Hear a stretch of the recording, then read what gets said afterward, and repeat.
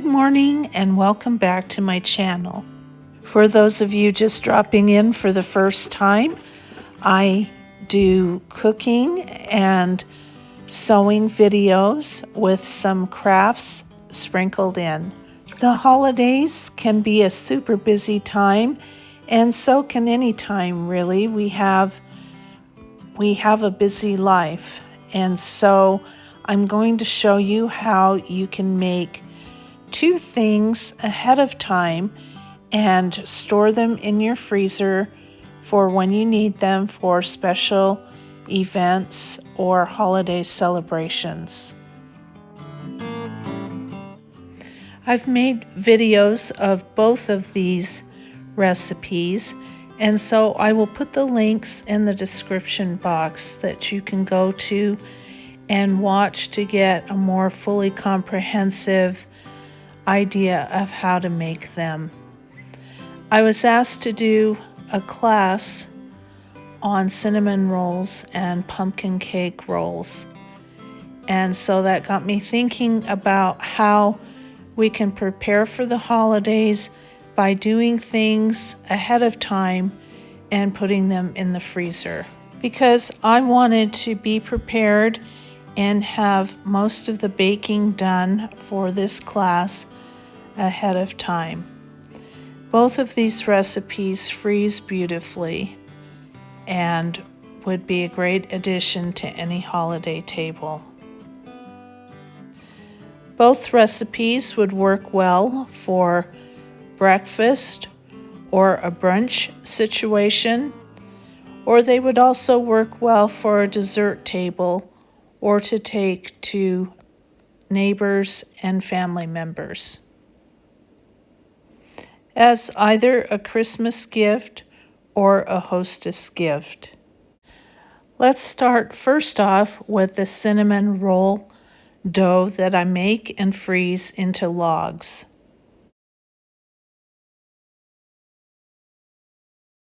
So to a deep bowl, I have added 2 cups of milk, which I scalded in the microwave for 2 to 2.5 minutes.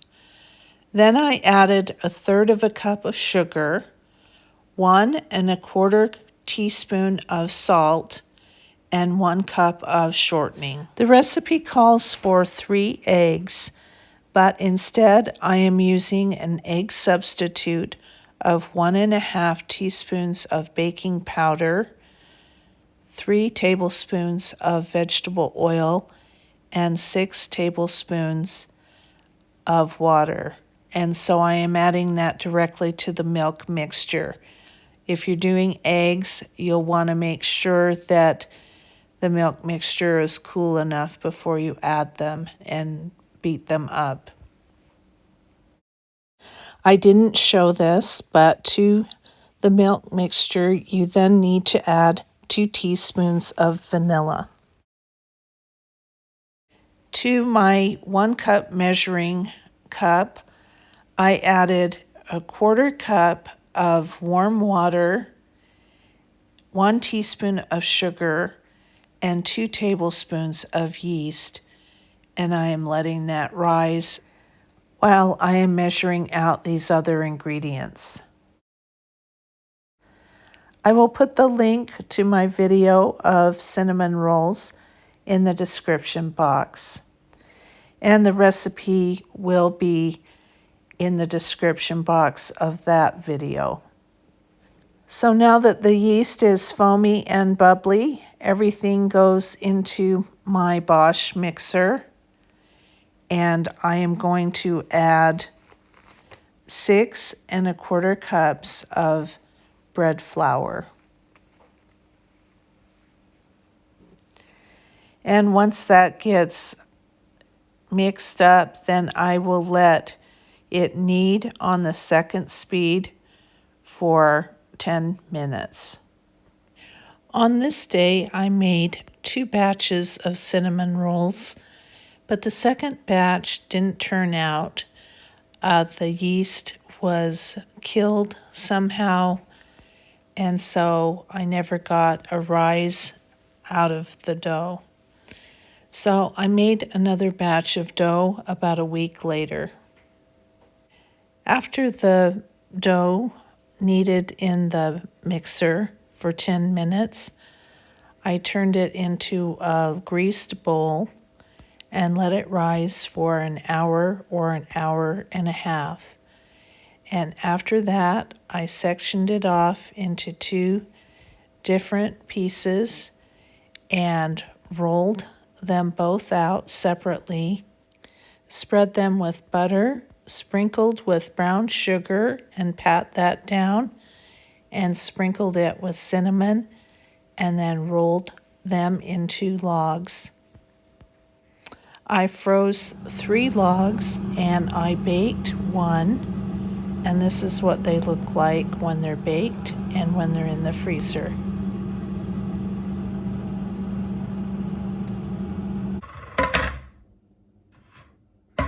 Next is the pumpkin cake rolls, and I am making 3 of these. And what I like to do when I'm making multiple batches of this cake roll is I like to get 3 bowls, since I'm making 3 of them, and measure out all of my dry ingredients at once into 3 separate bowls. So here I go in with the flour. That is 3/4 of a cup of flour, 1 teaspoon of baking powder, 2 teaspoons of cinnamon, 1 teaspoon of ginger, 1/2 of a teaspoon of nutmeg, and 1/2 teaspoon salt.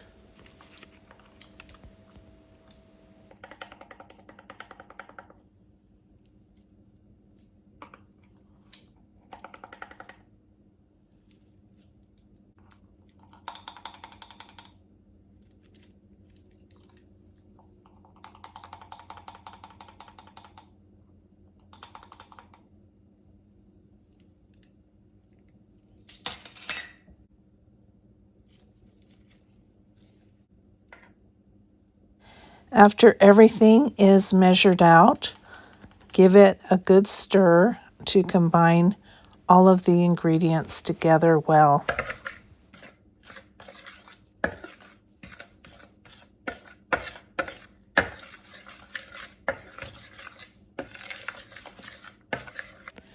Next, I'm going to prepare the 3 baking sheets that I will need for these cake rolls.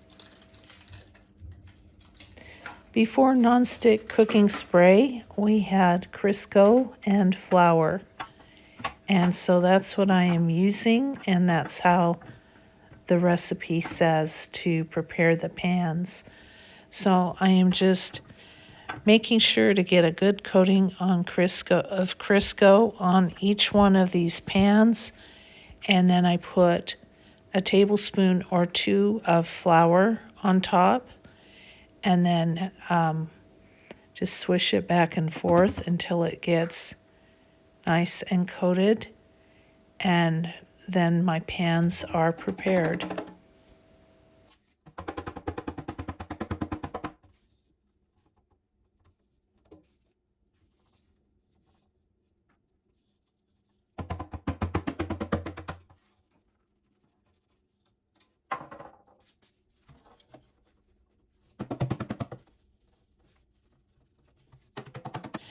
To a deep mixing bowl, I am adding 3 room temperature eggs, and I will beat with my hand mixer on high speed for 5 minutes.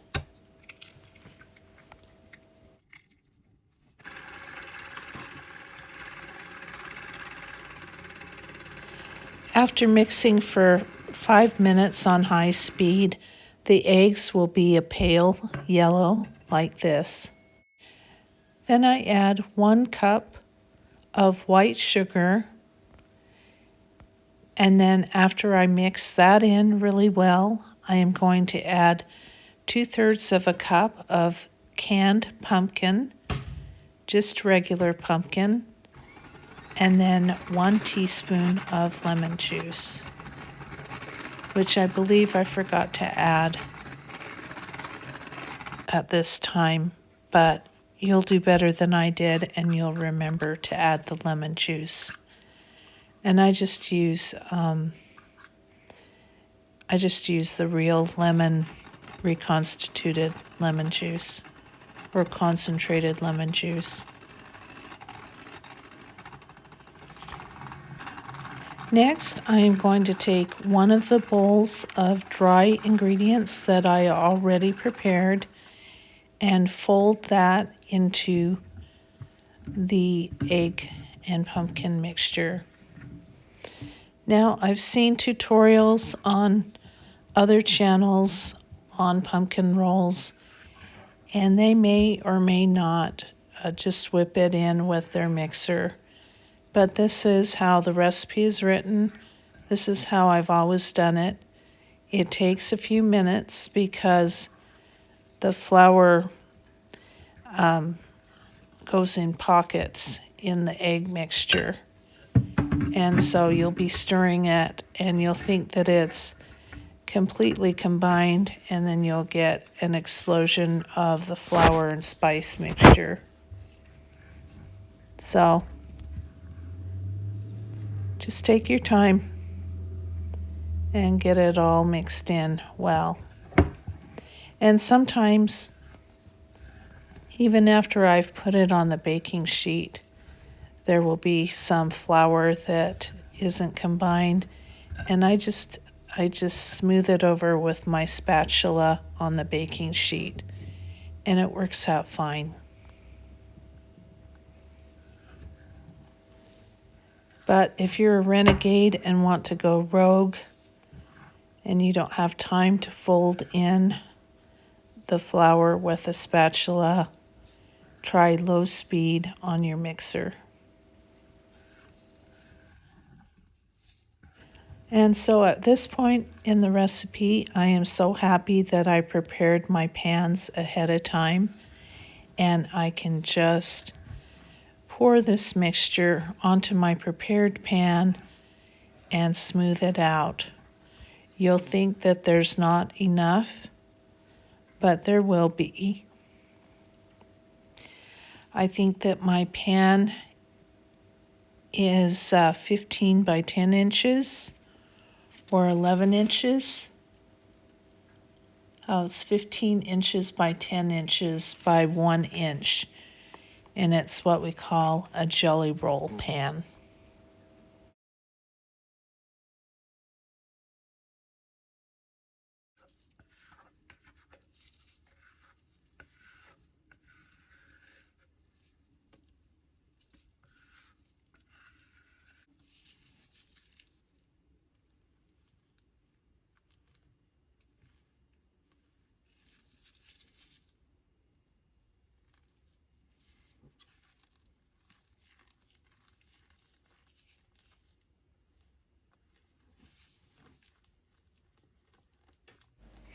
And then into the oven this goes at 350 degrees Fahrenheit for 15 minutes. So while it's in the oven, I need to get things prepared for when the timer goes off in 15 minutes, because things need to move pretty fast after it comes out of the oven.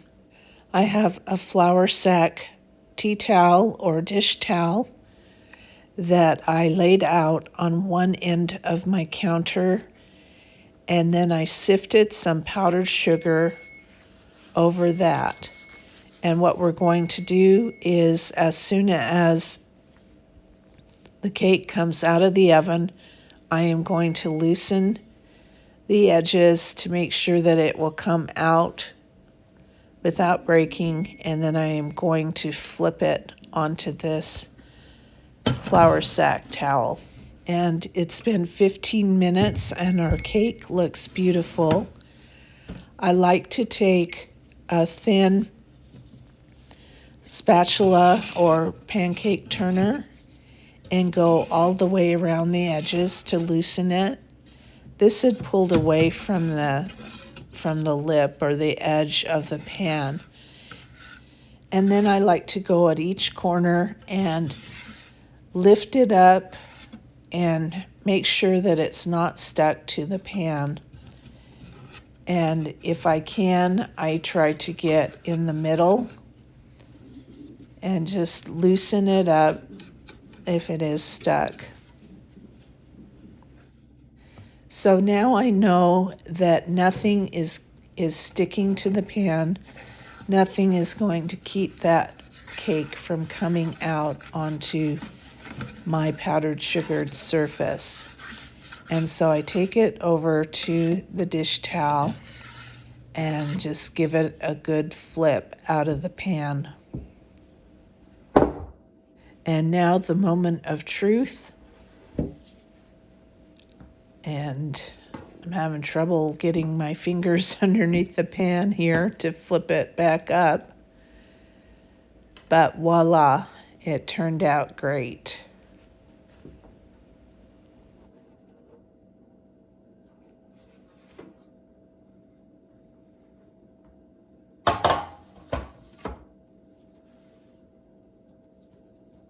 So while the cake is still hot, you need to roll it up, cinnamon roll style, with that dish towel in the middle of it so that it's not going to stick to itself. So then I roll it all the way up, and I am going to let this cool that way on my counter.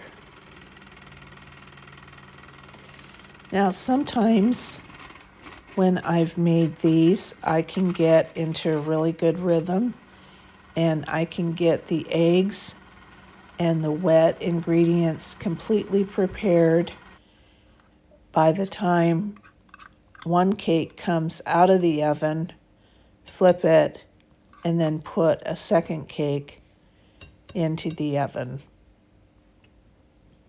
This day was not that day, but it really, once you get going on this and get all of your things prepared like I did, it really doesn't take that long to whip 3 or 4 of these out. And I cut them in half when I'm giving them as gifts.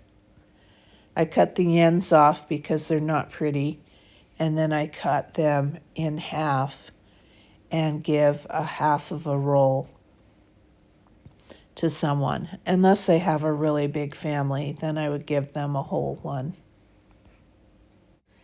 So you can see on this second one, a little chunk of cake came out. That's not a big deal. Nobody's going to see that or know that. And sometimes there might even be a big old tear, and you can still save the cake. It's later in the afternoon, and I have 3 cooled cakes on my counter, and so I'm going to begin making the cream cheese filling for them now. I'm making a triple batch because I have 3 cakes, but I'll give you the measurements for one recipe of cream cheese filling. And that is 6 ounces of cream cheese. If you don't know what to do with the other 2 ounces and you don't have a bagel in your future that you want to put cream cheese on, just add the whole 8-ounce package. 1 cup of powdered sugar, 4 tablespoons of butter, which is 1/4 of a cup or a half of a stick if you're in the United States, and a half a teaspoon of vanilla. And so I just put everything into my deep bowl here and take my hand mixer and start mixing it all together. When it's smooth and creamy, then it's ready. I do like to take a spoon and stir it down at the bottom to make sure all of the butter and cream cheese was combined and mixed well. You do need to make sure that your cakes are completely cooled before you start putting the filling on them. If they are warm, the filling will melt and you'll just have a big, horrible mess. And we don't want that.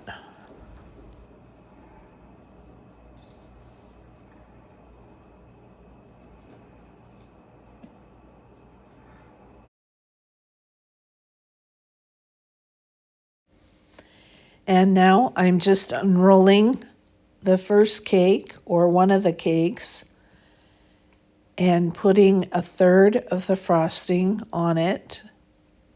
If you're just making one cake, you'd put all of the frosting on it, filling, and then spreading it out evenly, and then just rolling it back up the way that I rolled it to get it to form that way. Easy peasy. After I rolled these up, I wrapped them well with plastic wrap, and I have the perfect plastic container that will fit 2 of these side by side. So I always use that to store them in the refrigerator or the freezer. Right before you serve these, you can sift more powdered sugar over the top of it, and it looks really pretty, like it snowed on top of it. If I were to add more powdered sugar now, it would just absorb into the cake and you wouldn't be able to see it.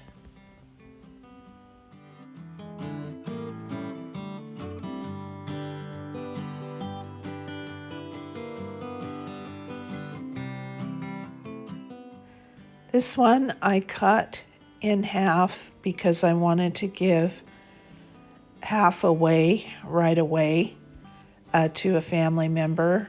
If I was giving it as a gift to someone else, I would have cut the rough edge off of it first. But I wrapped these in plastic wrap, and one I kept and I will use as a demonstration for my class to show how to present it if you're giving it as a gift. If you're thinking that the flour sack dish towels are ruined, they're not. Just throw them in the washer. You may not want to put them in with anything else, but just throw them in the washer and they will wash and dry up nice.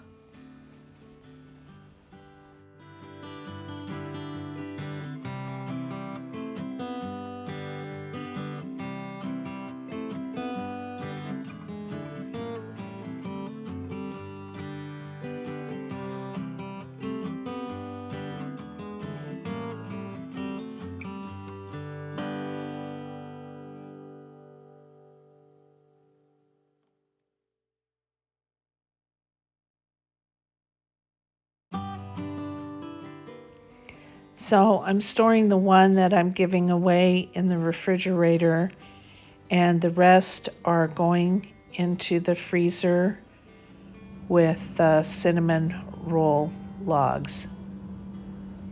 This is 1 log of cinnamon roll dough that I baked up for my family. And I think they turned out so pretty. Remember that the links to these 2 videos will be in the description box. We'll give you more detail than I was able to go into here. But this is what I ended up with. 3 cinnamon roll logs. They each make 10 cinnamon rolls. And 2.5 pumpkin rolls. And then I did make up 1 log into cinnamon rolls, and I wrapped those separately to be put in the freezer as well. Thank you so much for joining me as I prepare early, and I hope you have a great day. Goodbye.